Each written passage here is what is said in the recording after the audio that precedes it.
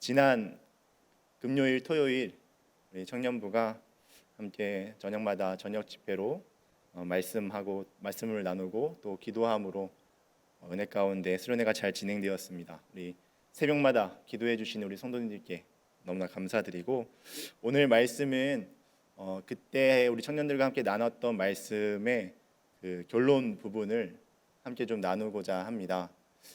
지난 이틀 동안 저희는 하나님의 말씀과 또 그 말씀에 반응으로 나아가는 그 기도에 대해서 이야기를 함께 하나님의 말씀을 나눴었습니다. 근데 오늘은 그 마지막으로 그러면 우리가 지속적인 기도의 그 실천을, 기도 생활을 위해서 어떤 우리의 삶의 실천들을 행해야 할 것인가에 대해서 함께 좀 말씀을 나누고자 합니다. 간단하게 수련회 때 우리 청년들과 나눴던 말씀을 간단하게 요약해서 말씀드리면, 고린도 교회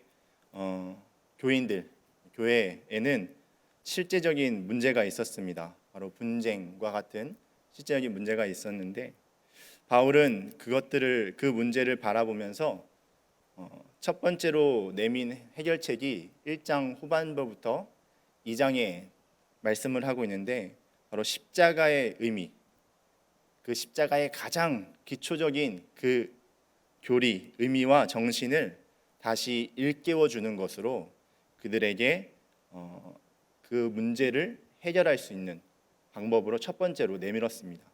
왜냐하면 그들이 그 분쟁한 이유를 도덕적인 어떤 방관, 그로 인한 방탕한 삶, 육체의 자랑들, 다시 말하면 세상의 자랑과 육체의 정욕들을 그들이 교회로 가지고 들어와서 처음에 은혜를 받았던 그 십자가 복음의 그 은혜를 잃어버린 채 세상의 것들을 가져다가 교회 안에서 그것들을 나누고 이루는데 방관하는 태도로 나아갔기 때문이다라고 생각했습니다. 그래서 가장 먼저 해결책으로 가져온 것이 바로 다시 한번 여러분들이 어떤 사람인지, 예수 그리스도가 여러분들을 위해서 무엇을 하였는지, 그 십자가의 의미와 그 정신이 무엇인지를 일깨워 주는 것으로 그 문제를 하나씩 해결해 나아가는 모습을 우리는 고린도전서에서 볼 수가 있습니다. 오늘 말씀에서 누가복음 오늘 말씀에서도 예수님께서는 동일한 그 문제의 동일한 그 해결 방안으로 우리에게 기도라는 것을 말씀을 합니다. 예수님의 재림의 날까지 여러분들이 세상의 정욕과 방탕함과 그런 것들을 이 교회 안으로, 신자 마음속으로 가지고 들어오는 것을 경계해야 합니다. 조심해야 합니다. 근데 그것을 지키기 위해서, 그 위험성을 지키기 위해서 반드시 해야 할 것이 무엇입니까? 라고 했을 때 바로 기도라는 것을 우리에게 말씀해 주고 있습니다. 깊은 신앙을 가진 신자들에게 가지고 있는 특징이 하나 있는데, 그것은 바로 자기 자신을 신뢰하지 않는다라는 것입니다. 하나님의 은혜 안에서 자신이 어떤 존재인지를 깨달았기 때문에 내 안에는 어떤 선한 것도 없고 나 자신을 의지할 만한 어떤 것도 내 안에 없다라는 것을 깨달은 자들이기 때문에 자기 자신을 신뢰하지 않습니다. 그렇기 때문에 그들은 하루에도 12번씩 변하는 자신의 모습을 보면서 내 안에는 하나님의 은혜만이, 하나님 앞에 나아가고 하나님을 의지하는 것만이 내가 하나님 앞에 온전한 신앙생활을 할 수 있는 것이구나 라는 것을 깨닫게 되는 것이죠. 사랑하는 창신의 성도님들, 우리가 간절히 하나님 앞에 기도해서 은혜를 받는 것과 그 은혜 받음을 유지하는 것 중에 무엇이 더 어렵다라고 생각하십니까? 아마 열이면 열 모두가 은혜를 받고 유지하는 것이 더 어렵다라고 말씀을 하실 것입니다. 아무리 우리가 큰 은혜를 받았다 하더라도 날마다 이것을 기도함으로 또 그 은혜 말씀에 받는 삶을 멈춘다면 우리는 우리 안에 이 부패한 심령 가운데 하나님의 그 은혜가 점점 고갈되고 소멸되는 것을 경험하게 됩니다. 그렇기 때문에 오늘 말씀에서 그 은혜를 예수님 오시는 날까지 지키기 위해서 무엇을 해야 하는가? 항상 기도함으로 깨어 있어야 된다라고 말씀하고 있는 것입니다. 여기서 특별히 기도에 대한 많은 모습들이 있지만 항상 기도하라라고 했을 때는 무엇을 말합니까? 기도에 대한 지속성을 의미합니다. 지속적으로 기도를 해야 한다는 것입니다. 기도 생활이 어느 날 갑자기 한 번, 두 번 끊어지고 게으름과 나태함으로 곧 끊어지게 된다면 그 영적인 은혜가 곧 말라버리고 말 것이다 라는 것입니다. 사람들이 기도하는 데 있어서 기도에 대해서 오해하는 것 중에 하나가 평상시에는 전혀 기도를 하지 않고 살아가다가 삶에 급한 정말 시급한 문제가 생겼을 때 하나님 앞에 간절히 기도를 하게 됩니다. 그런데 하나님께서 너무나 불쌍히 여기셔서 그 기도에 응답을 하십니다. 그래서 그 기도가 그의 삶의 응답으로 말미암아 은혜를 받고 하나님께서 나의 기도를 잊지 않고 들어주시는구나 라고 하는 깨달음 속에 어느 정도 살아가다가 보면은 나도 모르게 내 안에 있는 악한 마음이 나를 속입니다. 뭐라고 속이느냐? 나는 언제든지 하나님 앞에 기도하면 하나님께서 응답해 주신다. 평상시에 기도하지 않음에도 불구하고 내가 언제든지 필요할 때 하나님 앞에 나아가면 하나님께서 나의 기도를 응답해 주실 것이다 라고 하는 막연한 자신감, 기도에 대한 자신감을 갖게 되곤 합니다. 그런데 이러한 기도의 응답은 하나님께서 그 은혜 없음을 보면서 불쌍해서 주시는 은혜입니다. 이 은혜로 말미암아 다시 한번 기도의 자리, 그 은혜의 자리로 너가 나아가기를 원한다라고 하는 마중물과 같은 기도의 응답이다라는 것입니다. 그렇게 만약에 우리가 평상시에 기도 생활을 안 하다가 한번 간절한 기도로 인해서 은혜를 받은 것으로 우리의 일상 생활을, 우리의 신앙 생활을 영위한다라고 한다면 오늘 이 말씀은 우리에게 필요 없는 말씀입니다. 항상 기도하지 않아도 됩니다. 그냥 급할 때 나와서 기도하면 됩니다. 그렇기 때문에 우리는 이 지속적인 기도가 얼마나 우리 안에 있는 그 은혜를 계속적으로 불타게 하는지를 우리는 경험해야 합니다. 한 번 받은 은혜의 기도의 은혜, 그것을 잘 활용해서 계속 잘 탈 수 있도록 불을 지피고 공기를 넣어주고 땔감을 넣어주고 하는 우리의 지속적인 노력이 필요한 것입니다. 그래서 오늘은 그것에 대해서 몇 가지를 좀 나누고자 합니다.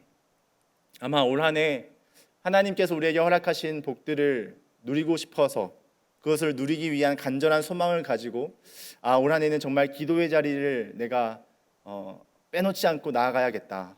토요 새벽 예배도 예로 들 수도 있겠고요. 금요 찰말기는 내가 무조건 사수해야겠다. 아니면 새벽 예배는 꼭 나가야겠다.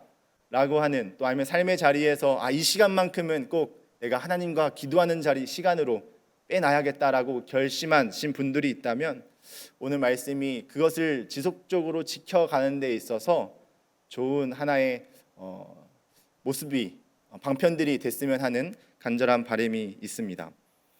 우리가 지속적인 기도를 하기 위해서 마음의 결심은 하지만 솔직히 작심삼일 할 때도 많습니다. 왜냐하면 마음을 먹었다고 해서 그것이 자동적으로 이루어지는 것이 아니기 때문에 그렇습니다. 그래서 첫 번째 우리가 기억해야 할 것은 바로 기도하는 자는 기도에 대한 합당한 삶을 살아야 된다는 것입니다. 기도와 삶은 따로 있는 것이 아닙니다. 동전의 양면과 같아서 기도를 하면 그 기도에 대한 합당한 삶으로 나아가고 그 합당한 삶을 다시 한번 기도의 자리로 오게끔 하는 것, 이것이 반복적으로 순환되어져서 나아가야 합니다. 예를 들어서 기도는 이렇게 합니다. 하나님, 내가 영혼을 구원하는 데서의 도구가 되고 싶습니다. 전도하고 싶습니다. 라고 기도를 하는데 복음에 대해서 전도의 대상자도 세우지 않고 복음에 대해서 알려고도 하지 않고 그것을 전하려고 훈련받지도 않습니다. 그러면 기도와 삶은 동떨어져 있는 것입니다.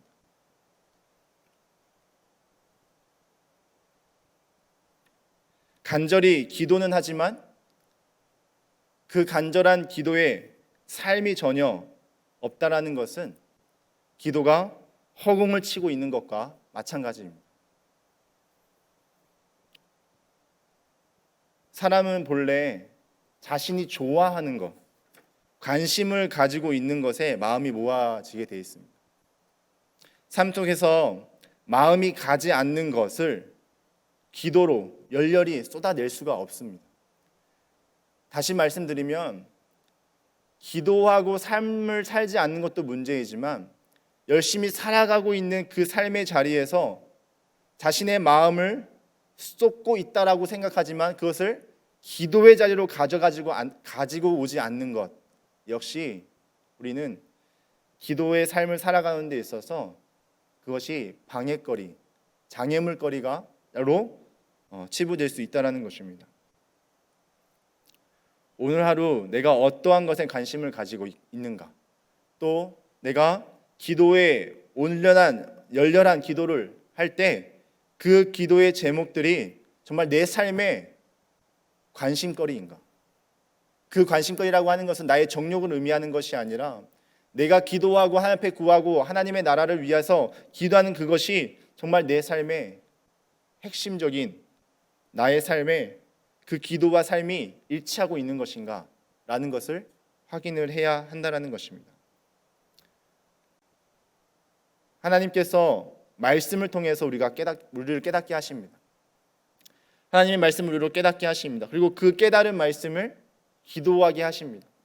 근데 그 깨달은 말씀을 가지고 기도의 자리까지 나아갔습니다.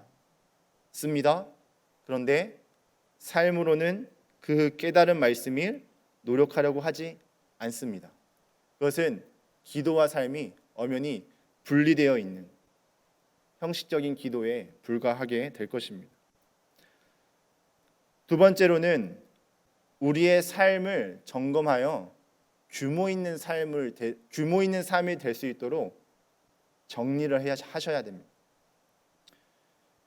지속적인 기도의 삶을 살아가기를 결심하신, 아마 그것도 시작해봐야겠다라고 결심하시는 분들에게는 강건하기는 이것이 분명히 되셔야 됩니다. 예를 들어서 새벽 예배를 예로 든다라고 한다면 우리가 새벽 예배에 나아가기 위해서는 그 전날에 어떤 삶을 사는지가 중요합니다. 새벽 예배 일단 우리가 일찍 일어나야 되지 않겠습니까? 그러면 내가 평상시에 어느 정도의 취침 시간을 가지고 있으면 몸에 무리가 되지 않고 육체의 피로가 좀 풀린 상태에서 새벽 예배에 나아갈 수 있는가, 시간들을 꼼꼼하게 확인하셔서 잠자는 시간을 정리를 하셔야겠죠. 우리가 육체의 연약함이 있기 때문에 정신력도 분명히 중요하지만 마음 먹었다고 해서 일어날 수 있지 않습니다. 그래서 이 삶의 어떤 패턴들, 규모 있는 삶을 위해서 시간을 정돈해야 될 필요가 있는 것입니다. 저 같은 경우는 6시간 정도를 잡니다. 새벽 4시 30분에 일어나기 위해서 적어도 10시 반에서 11시 사이에는 자려고 노력을 합니다. 근데 가끔 이제 일을 하다 보면 뭐 회의가 있고 하다 보면 시간이 넘어갈 때가 있는데 그럴 때는 이제 낮에 식사를 하고 나서 뭐 한 30분이라도 더 시간을 비축해서 자려고 잠깐 이렇게 눈을 붙이려고 노력을 합니다. 규모 있는 삶을 통해서 내가 하나님을 만나려고 하는 그 시간을 우선에 두고 나의 삶을 규모 있게 살아가려고 노력을 해야 된다는 것입니다. 그렇다고 해서 나는 한 10시간 자야 피로가 풀립니다. 매일. 그런데 이런 이 잠에 10시간을 쏟는다는 건 좀 생각을 해봐야 될 것 같습니다. 24시간 중에 10시간을 잠으로 잔다라고 하는 것은 하나님 앞에 거룩한 삶을 살아가는 데 있어서 좀 너무 많이 주무시는 게 아닌가. 뭐 이제 몸에 질병이 있거나 뭐 그렇게 잘 수밖에 없는 어떤 그런 부분들이 있다라고 한다면 모를까. 일상적인 삶이 가능하신 분이라면 시간을 좀 줄이는 것을 권면드립니다. 근데 예수님께서는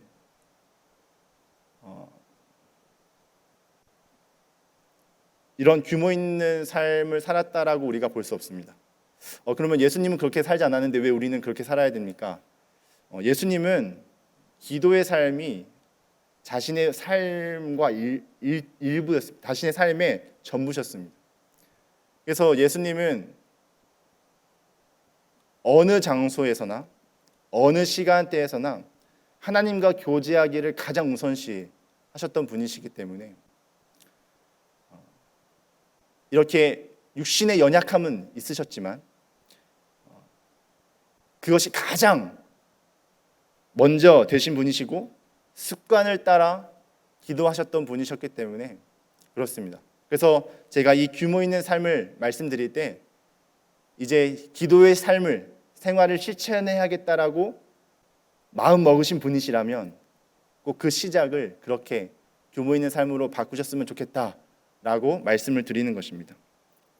세 번째로는 육신을 쳐서 복종시키는 겁니다.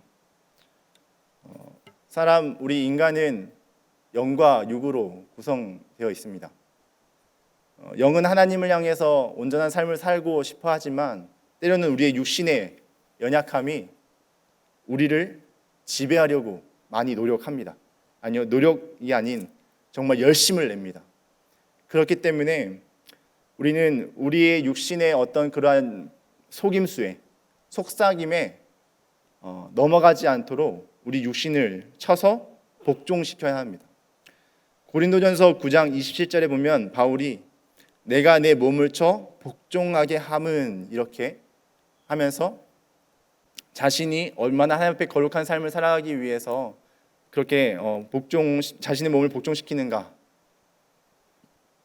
복종시킨다라고 말씀을 하고 있습니다.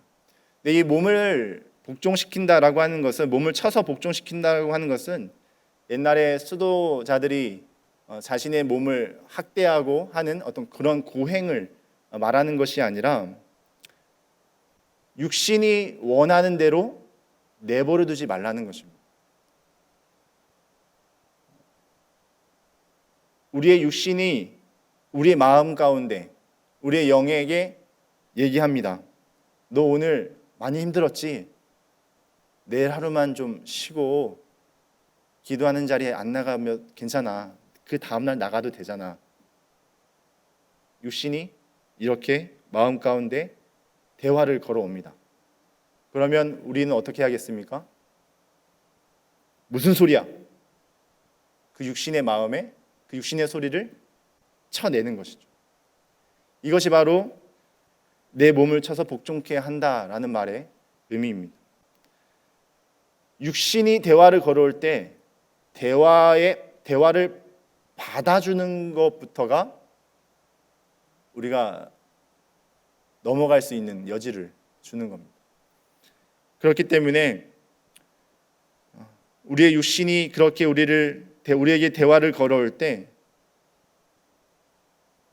우리는 우리 마음 가운데 명령을 하는 겁니다. 아니다. 나는 하나님과의 교제하는 일을 절대로 게을리하지 않을 것이다. 내 육신을 쳐서 하나님과 교제하고 하나님 앞에 나아가는 이 신령한, 이 거룩한 삶을 계속해서 살 것이다 라고 하는 그러한 마음의 명령, 우리 육신을 향한 그 명령을 하는 것이죠.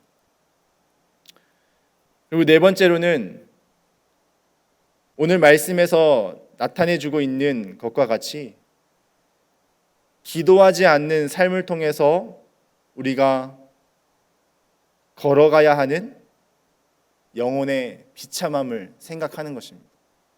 오늘 말씀에 보면 34절에 이렇게 말합니다. 너희는 스스로 조심하라. 그렇지 않으면 방탕함과 술 취함과 생활의 염려로 마음이 둔하여진다. 그리고 뜻밖의 그 날이 덫과 같이 너희에게 임할 것이다. 재림 때에 당하게 될 그 심판에 대해서 우리에게 말씀을 해주고 있는데, 그 심판이 오기 전까지 어느 날 갑자기 심판이 오는데 그 심판을 당하기 전까지 우리의 마음이 둔하여질 것이다, 이렇게 표현합니다. 마음이 둔하여진다라는 것은 우리의 영적인 감각이 둔하여짐을 의미합니다. 그래서 둔하여진다라는 것은 마음이 무거워진다. 다시 말하면 우리가 어떤 큰 짐을 어깨에 짊어지게 되면 그것이 나를 이렇게 짓누르지 않습니까? 그 짓누름에 우리의 육신이 지배를 받는 것처럼 마음이 무거워진다라는 것은 바로 그러한 것을 의미하는 것입니다. 육체의 지배, 성령의 지배가 아닌 육체의 지배를 받게 된다는 것이죠. 그 육체의 지배가 무엇으로 표현되고 있습니까? 방탕함과 술 취함과 생활의 염려로 표현되고 있습니다. 이 생활의 염려는 앞에 말하는 방탕함과 술 취함의 결론적인 모습입니다. 기도하지 않으므로 우리가 그런 육체의 욕망, 육체의 정욕의 지배를 받아서 살아가다가 어느 날 예수님의 그 재림의 때가 왔을 때 심판의 대상이 될 것이다 라고 우리에게 엄히 경고하고 있는 것이죠. 그런데 이것은 단지 미래에, 기도하지 않으면 일어날 미래에 대해서 이야기하고 있는 것만 같지 않다는 생각을 합니다. 무슨 말이냐면 기도하지 않음으로 우리는 이미 이런 삶을 살고 있습니다.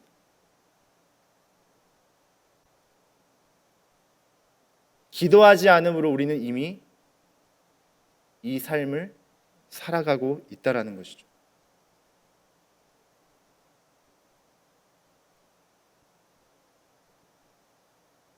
기도하지 않았을 때 우리가 어떻게 살아가는지 우리의 삶을 한번 돌아봐 보셨으면 좋겠습니다. 하나님 앞에 기도하지 않았을 때 내 욕심과 나의 분노를 제어하지 못한 상태로 살아갈 때가 많습니다. 내가 기도하지 않으므로 성령의 지배는커녕 육신이 좋아하는 대로 살아갈 때가 너무나 많이 있습니다. 우리가 기도하지 않으므로 하나님께서 우리에게 은혜를 주셨음에도 불구하고 그 은혜가 내 안에 역사하지 않는 것을 경험하게 됩니다. 하나님의 은혜가 약해서 그렇습니까?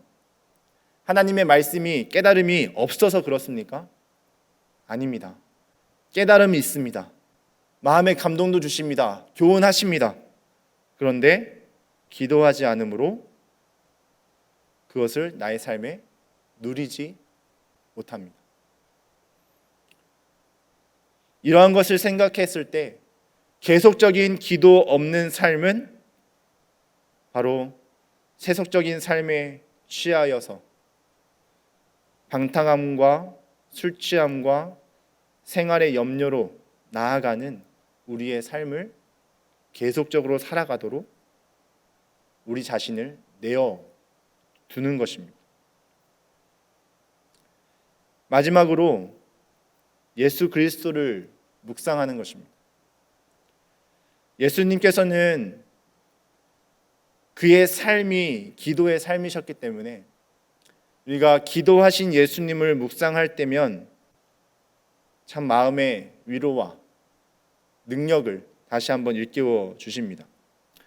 예수님께서도 육체의 옷을 육체로 입고 이 땅에 오셨기 때문에 인간이 느껴야 하는 모든 슬픔과 고통, 기쁨, 그 모든 역경들을 다 경험하시고 아십니다.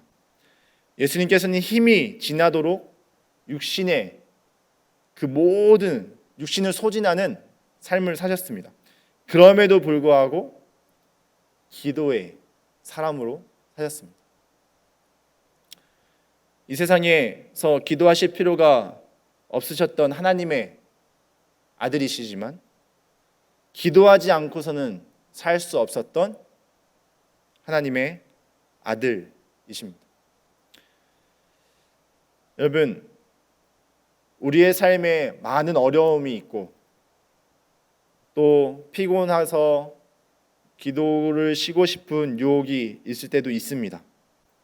그런데 그때 예수님께서 하루하루를 어떻게 사셨는지를 생각해 본다면 또 어느 곳에서나 어느 시간대에나 하나님과 교제하기를 가장 기뻐하셨고 자신의 삶에 가장 힘겨웠던 그 십자가의 무게를 견디기 위해서 기도하셨던 예수님의 모습을 우리가 묵상해 본다면 우리가 가지고 있는 문제와 고통과 어려움은 예수님의 그 삶의 문제와 고통에 비하면 비길 수 없다라는 것을 우리는 묵상하게 됩니다.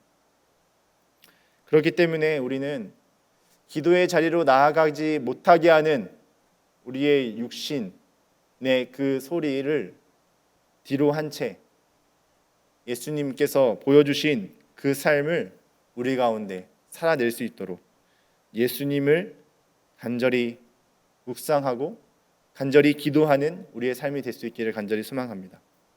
마지막으로 성령님께서 하시는 그 일이 우리에게는 기도의 자리로 나아가게끔 하는 너무나 큰 능력이 됩니다. 성령님께서는 기도하는 자에게 응답하신다라는 것입니다. 이것이 우리가 기도할 수 있는 가장 큰 이유가 됩니다. 우리가 기도하면 응답하십니다. 뒤집어 말하면 무엇입니까? 기도하지 않으면 응답하지 않는다라는 것이죠. 기도할 때, 기도하면 성령님께서 우리 가운데 그 기도에 대한 현상의 문제들을 해결해 주신 것에 해결해 주시지 않다 할지라도 우리 마음 가운데 이 그 기도에 대한 응답을 하십니다. 마음의 평안을 주시기도 하고요. 기도 응답에 대한 확신을 주시기도 하고요. 어떠한 형태로든지 기도하는 자에게 응답을 하신다라는 것이죠. 그렇기 때문에 이러한 기도에 대한 응답은 우리가 더 하나님 앞에 기도할 수 있도록 하게 하는 중요한 그런 하나님의 성령님의 일하심입니다. 우리가 간절히 또 진실되게 기도한다면 성령님께서는 반드시 응답하시고 그것도 우리 가운데 경험할 수 있도록 하십니다.